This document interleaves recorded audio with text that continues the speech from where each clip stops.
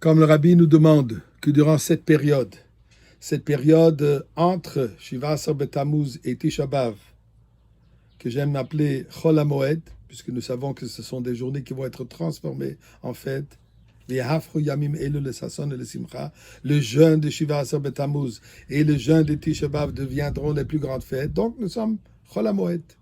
Alors durant ce Chol HaMoed, nous dit le Rabbi, d'étudier les halachot qui sont reliés au Beth Amikdash, tel que la prophétie que Dieu a dit à Yecheskel, à Navi, le fait que vous allez étudier la construction du Beth Amikdash, je vais le considérer comme si vous le construisez. Et ceci va précipiter sa construction. Alors aujourd'hui, je voudrais attirer votre attention sur une halakha de Rambam, où le Rambam nous dit, en Ilchot Bet HaBechira, le 3e chapitre, où il nous discute de l'emplacement des différents objets du Beth Amikdash, la menorah, le shulchan, ainsi les misbeach, la plimiach, hitzoni, ainsi de suite. Étudiez ça à la halachot, c'est fascinant. Vous les avez en hébreu, vous les avez en français, vous les avez en anglais. Vous pouvez même les avoir sur des puzzles pour les enfants, ainsi que différents jouets de comment monter le Beth Amikdash. Vous pouvez même le faire par Lego. Allez-y, faites-le avec vos enfants. Et le Rambam nous dit la chose suivante. Première halakha, 3e chapitre, en nous expliquant où se trouvait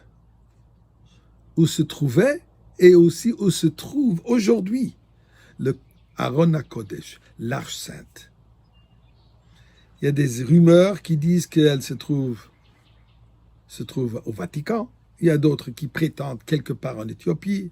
Le Rambam rejette tout cela et le Rambam nous dit la chose suivante.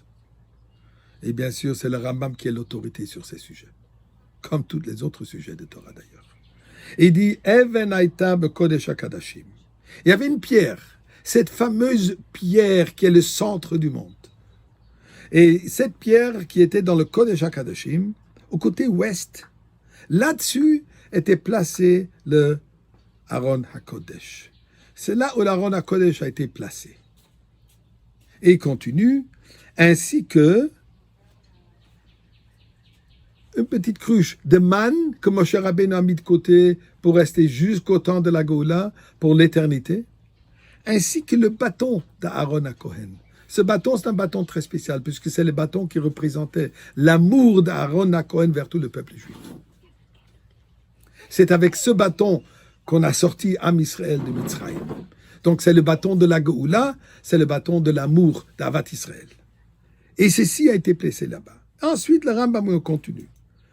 Quand Shlom HaMelech a construit le premier Beth Amikdash, et il savait par vue divine prophétique que malheureusement le Beth Amikdash va être détruit après 410 ans,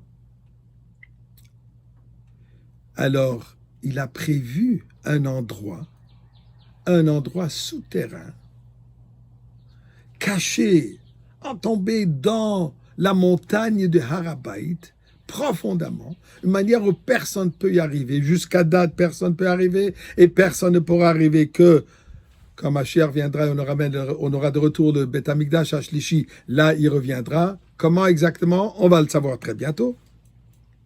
Mais là, il se trouve.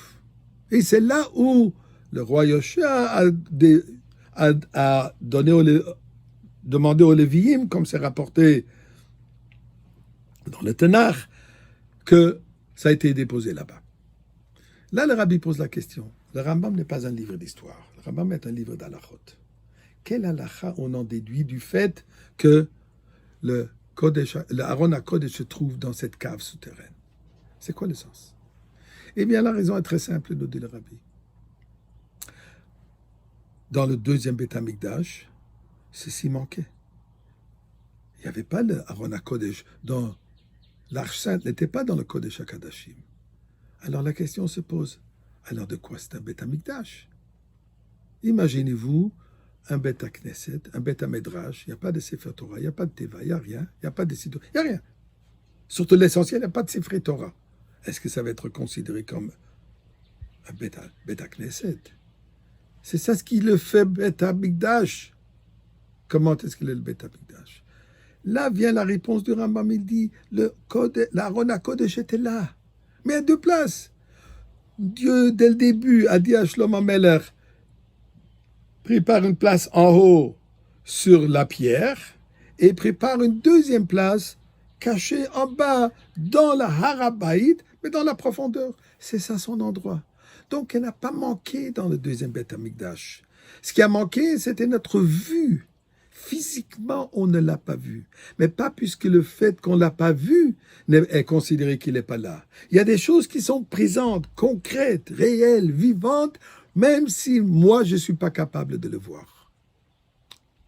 C'est pour cela, nous dit le Rebbe, que la Rambam apporte cette halakha pour nous faire comprendre que dans le deuxième Beth Amikdash, il ne manquait pas Chas v'Shalom l'Aron HaKodesh.